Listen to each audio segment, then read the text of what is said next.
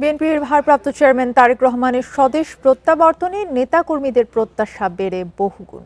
গণতান্ত্রিক উন্নত দেশ গড়ার স্বপ্ন নিয়ে স্লোগানে উত্তাল করে তোলে ৩০০ ফিটের ৩৬ জুলাই চত্বর।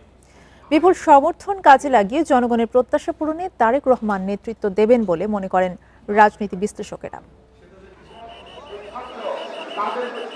১৭ বছরের নির্বাসিত জীবন শেষে দেশে ফিরেছেন বিএনপির ভারপ্রাপ্ত chairman Tarique Rahman. Rainbow allrounder exterior paint, বাড়ির বাহিরের দেয়ালের সুরক্ষা নিয়ে থাকুন নিশ্চিন্ত, সাথে পাচ্ছেন 10 বছরের ওয়ারেন্টি।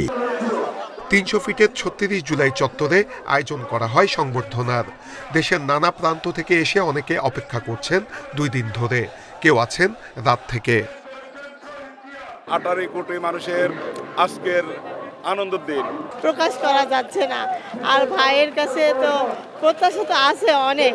কনকনে ঠান্ডাও থামাতে পারেনি নেতাকর্মীদের, বরণ করে নিতে এসেছেন প্রিয় নেতাকে।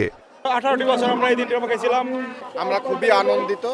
বিকেলে সংবর্ধনা অনুষ্ঠানে আসেন তারেক রহমান। তীব্র আবেগ, আশা ও প্রত্যাশায় লাখ লাখ জনতা স্লোগানে মুখরিত হয়ে ওঠে জুলাই চত্বর।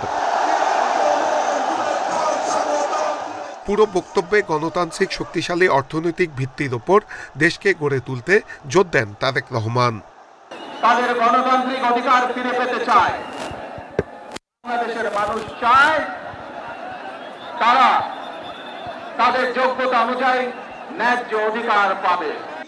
আগামীতে একটি উন্নত গণতান্ত্রিক দেশ হিসেবে গড়ে তুলতে তারেক রহমান নেতৃত্ব দেবেন, এমনটাই প্রত্যাশা রাজনীতি বিশেষজ্ঞদের। 31 দফা এবং সর্বশেষ যে 8 দফা, সেটি যদি বাস্তবায়নে তিনি সক্ষম হন, তাহলে বাংলাদেশ এই মুহূর্তে যে রাজনৈতিক সংকটের মধ্যে আছে, আমাদের যে প্রশাসনিক এবং অর্থনৈতিক সংকটের মধ্যে আছে, চ্যালেঞ্জ থাকা সত্ত্বেও ক্রমান্বয়ে এইগুলোর উপর রাষ্ট্রের বলবো যে ইতিবাচক নিয়ন্ত্রণ প্রতিষ্ঠা করা সম্ভব।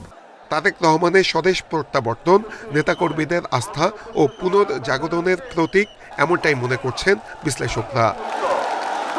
নানা ষড়যন্ত্র, বাধা বিপত্তি পেরিয়ে অজস্র মানুষের ভালোবাসা নিয়ে দেশে ফিরলেন বিএনপির ভারপ্রাপ্ত চেয়ারম্যান তারেক রহমান।